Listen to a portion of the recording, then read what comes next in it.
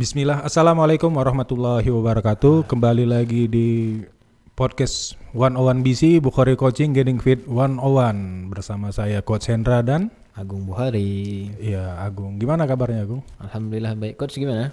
Alhamdulillah sehat. Masih Ada. minggu ini, dalam minggu ini masih sempat berolahraga? Masih insya Allah sempat terus lah Coach. Jangan ditanyakan lagi tuh insya Allah. Apa aja tuh bentuk olahraganya? Mungkin biar menyemangati Bro BC semua, menginspirasi kan? Masya Allah. Jadi Coach, Ya. kalau aku sih minggu ini lebih banyak fokus ke sepeda, tapi tetap nggak ninggalin renang. Oh, masih renang Masih ya. ada renang dikit-dikit, lari apalagi sama strength core training. Karena semua olahraga itu ada gunanya masing-masing lah. Ya, makin banyak yang dilatih, otot-ototnya Iya, semua segala macam. Karena Makin, kan otot-otot yang dipakai dalam setiap olahraga yang tadi ku bilang beda-beda juga. Iya. Mensupport otot yang lain gitu. Ya, makin menyeluruh dan biar lebih rileks ya, Lebih rileks, ya, Bos. nggak Nggak bosan, monoton. nggak bosan. Kalau bahasanya cross training lah gitu. Cross training, pindah-pindah ya. Iya tuh. Di kesempatan kali ini, Bro BC, kita akan membahas tema yang berkaitan juga dengan video kita, konten kita, yaitu tentang renang. Renang Coach ya. Ya, karena ini kita anggap urgent atau penting untuk dibahas karena memang banyak juga orang yang punya pengalaman buruk sebelum belajar renang, mungkin ada Setelah renang setelah atau renang, ikut race ya, gitu. pengalaman yang ketika ingin yang trauma ya, Pengalaman buruk lah. pengalaman buruk, trauma, hampir tenggelam dan sebagainya. Ini penting untuk dibahas. Penting Coach, penting. Banyak pasti yang pernah mengalami ini. Ya, kita mulai dari Agung, mungkin punya pengalaman. Punya kali Coach. Ini memang mancing-mancing gimana tuh? buka masa kelam saya atau gimana? Ya gimana? Enggak, bukan seperti itu. Ini Enggak. kan kita menginspirasi, itulah fungsi dari seorang inspirator. Mas. Aduh. Jadi gini Coach. Aku tuh emang dari dulu nggak pernah belajar renang. Iya, nggak pernah belajar renang. Terus emang gimana ya? Dulu pas kecil-kecil pasti kayak dibilang orang, ih pendek kali badan kau, berenang kau pakai supaya tinggi gitu kan. Iya. Ternyata emang nggak bisa gitu dan memang lingkungan aku nggak ada orang yang Enggak, ini perlu diklarifikasi. Enggak bisa, itu mungkin karena belum mencoba. Belum ya. mencoba, Belum mencoba. belum Belum Terus mencoba. Oke. takut juga untuk mencoba karena tekniknya kan banyak Coach. Iya. Dulu pertama-tama mau berenang tuh orang kayak bilang kau harus belajar ngapung dulu. Oke. Terus emang nyoba kayaknya, Iya. aku kayaknya nggak bisa nih. Jadi aku kalau main-main air tuh ya di pinggir-pinggir aja gitu lah kan. Iya.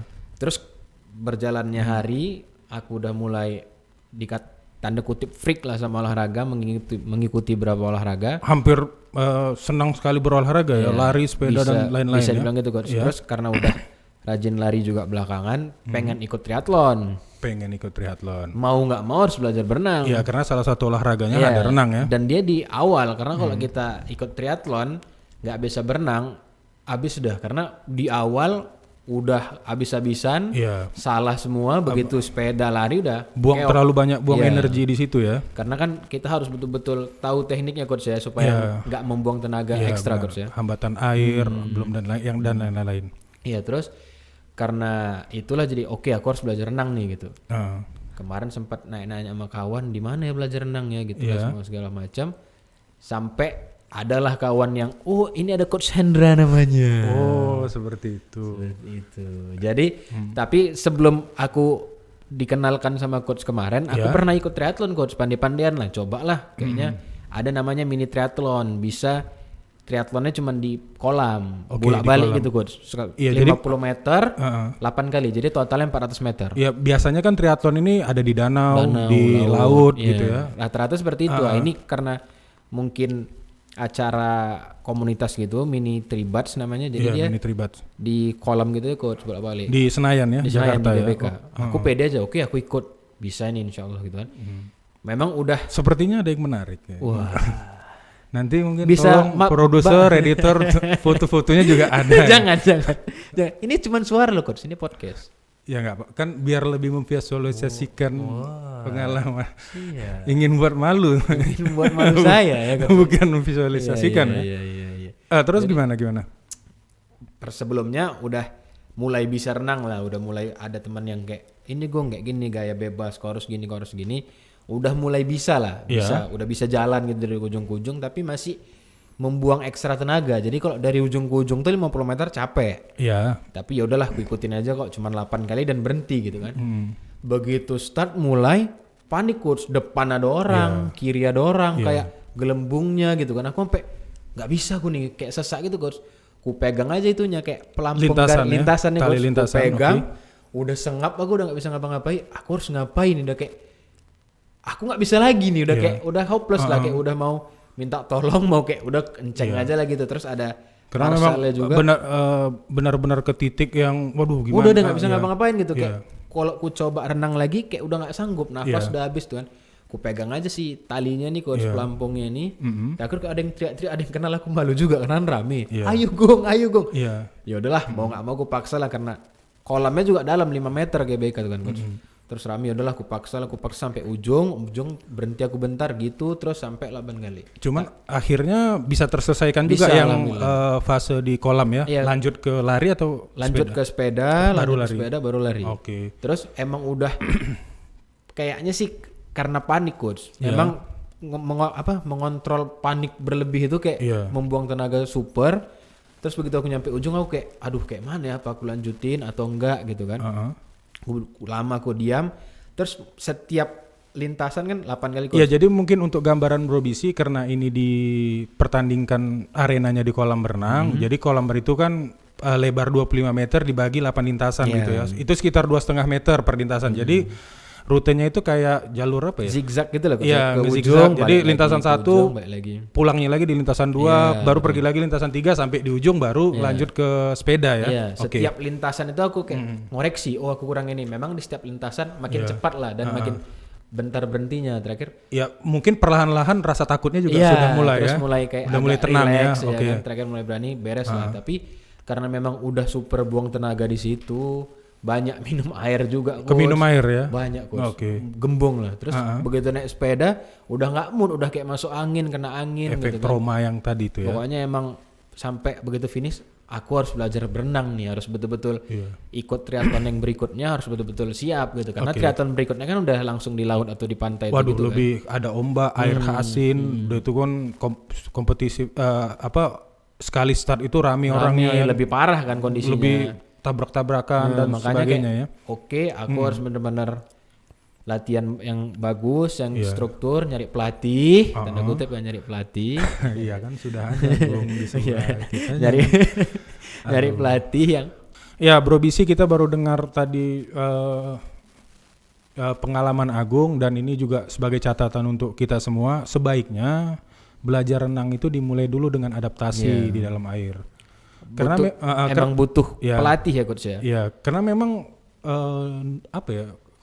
Teknikal, lebih banyak teknik deh, coach. Enggak, dari apa? Alam atau nuansanya ya apa? Karena kan beda di atas sama di air. Mungkin dari suhu, di atas mungkin lebih panas, di air lebih dingin, seperti itu kan. Habis itu juga perlu penyesuaian seperti melihat sekeliling, menimbulkan rasa berani, karena kan memang di situasi yang berbeda seperti itu ya. Banyak orang yang mungkin pada saat terjadi kecelakaan atau misalnya trauma itu karena memang mereka tidak tahu bagaimana caranya untuk menghandle saat berada di dalam air. Adaptasi dengan air itu. Ya, kayak Agung tadi langsung panik megang, mungkin tubuhnya juga karena panik mengeras, mengejang, dan itu naik tinggi gitu. Hal-hal seperti itu akan menyusahkan sendiri gitu ya. Jadi sebenarnya ya, kalau sudah bisa beradaptasi, bisa teknik pernafasan di dalam air, ngambil lewat mulut, keluar lewat hidung, hal ini akan membantu gitu. Justru sebenarnya pada saat kita mengambil napas dan menahannya, itu membantu daya apung tubuh. Berarti kalau misalnya kita tahan, ya lebih bantu mengapung gitu. Dan yang susahnya kan gitu, misalnya ada lifeguard gitu yang nyelamatin orang yang sedang tenggelam. Ketika panik meronta-ronta karena ingin lifeguard bisa tenggelam juga. Iya, karena makin menyusahkan gitu ya. Jadi, misalnya ya bukannya lebih memudahkan untuk orang yang ingin menolong apabila orang yang ditolong itu tenang. Ya, intinya berarti tenang gitu kan. Tenang, enak diangkat, karena kalau udah meronta-ronta atau sibuk ke kanan ke kiri itu akan lebih merepotkan gitu. Iya, betul. Saya juga sebenarnya dulu sejarahnya ya, sebelum ada pengalaman gak enak juga. Ya, sebelum belajar renang, sebelum jadi atlet dan seterusnya itu, waktu itu kakak gitu ya, lagi liburan. Yang bahaya kan gini, di kolam berenang itu kan nggak selalu rata.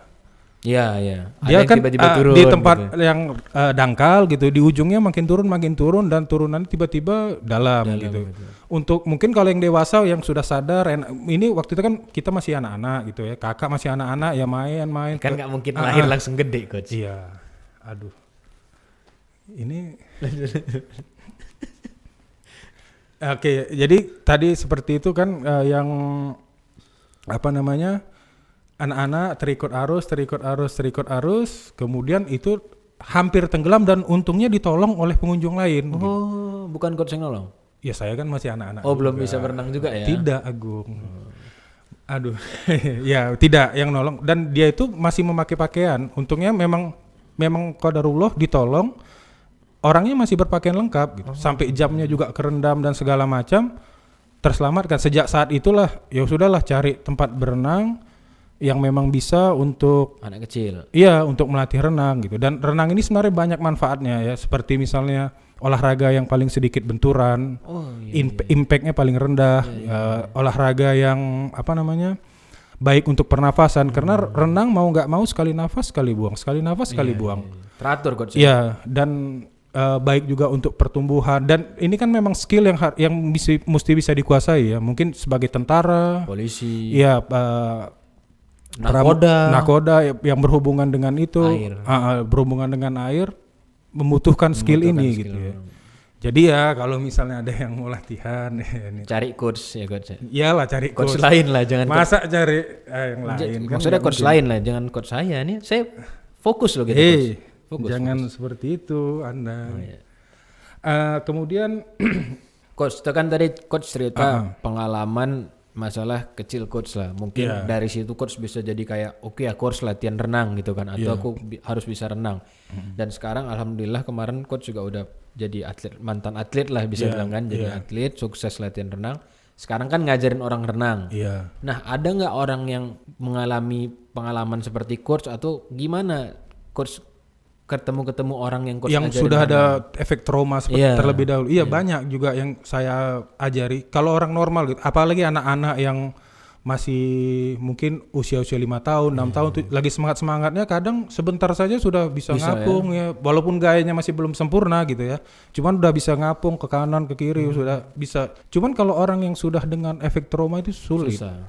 Panik pasti. Iya, karena memang dia selalu teringat kejadian yang tidak nyaman kan. Alam bawah sadarnya mengatakan waduh Nggak ini bisa kok nih. Hati-hati kok. bisa terulang Jangan lagi dan tenggelam itu memang mengkhawatirkan. Ya sebenarnya itu sistem yang baik lah untuk tubuh untuk mencegah suatu kejadian terulang lagi seperti itu ya. Cuman caranya ya mesti diterapi pelan-pelan, diyakinkan dianya nggak bisa dipaksa seperti harus orang. dibawa ke psikolog dulu gitu coach. Enggak juga Nggak coach. Ya? juga.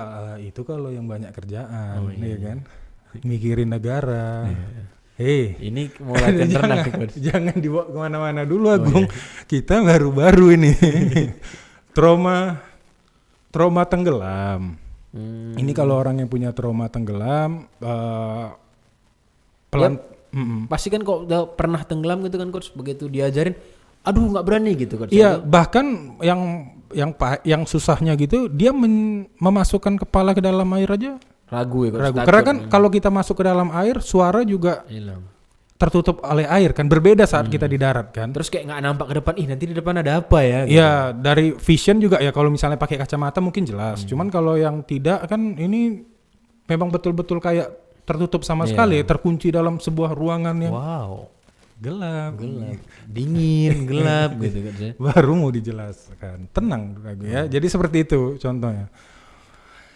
Ya mungkin untuk Bro Bisi yang ingin menyampaikan saran atau pendapat atau apa hal-hal yang ingin dibahas gitu ya. Boleh coach ya. Di komen kita. Bisa di komen ya, tolong di-share juga kan biar subscribe naik.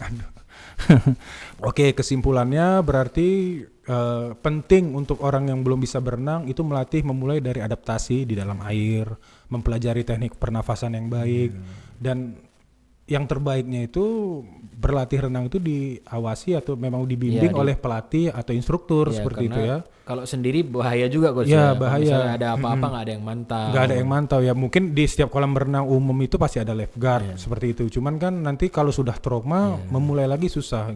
Dan memang harus step by step coach ya. Jangan lompat belajar, misalnya belum bisa pernafasan, nggak pandai adaptasi, tapi udah belajar langsung gaya bebas gitu. Sebenarnya kan seperti itu, belum bisa berenang atau apa langsung ingin ke tempat dalam atau memudahkan dan sebagainya. Kalau dari Agung sendiri ada pandangan mungkin dari orang yang sudah pernah kejadian nggak enak. Iya, dalam tanda kutip trauma seperti itu. Iyalah, sebenarnya yang bisa langsung kuambil dari pengalaman aku, coach, memang harus belajar lah, kayak yang coach bilang, step by step harus diawasi. Dan kalau udah trauma jangan menyerah, harus tetap semangat. Walaupun sebenarnya karena berat ya, karena itu seperti defense system tubuh juga ya. Kayak, kau nggak bisa nih, pasti ada gitu kan, coach. Tapi ya takut terulang lagi yang kejadian buruk. Dan memang balik lagi ke yang coach bilang, memang harus ada pendampingan, jadi kayak sekalian support kan, menghilangkan si trauma itu. Seperti di sugesti lah, perlahan-lahan ya. Bisa, kau mungkin bisa dengan teknik yang benar diajarin kan.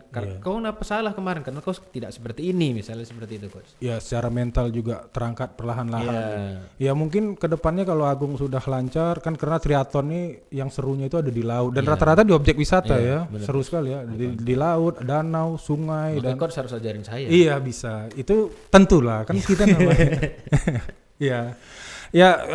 Saya rasa demikian untuk podcast kali ini. Kita tutup dengan alhamdulillah. Ya, saya Hendra, saya Agung. Podcast 101 BC, Bukhari Coaching Getting Fit 101. Assalamualaikum.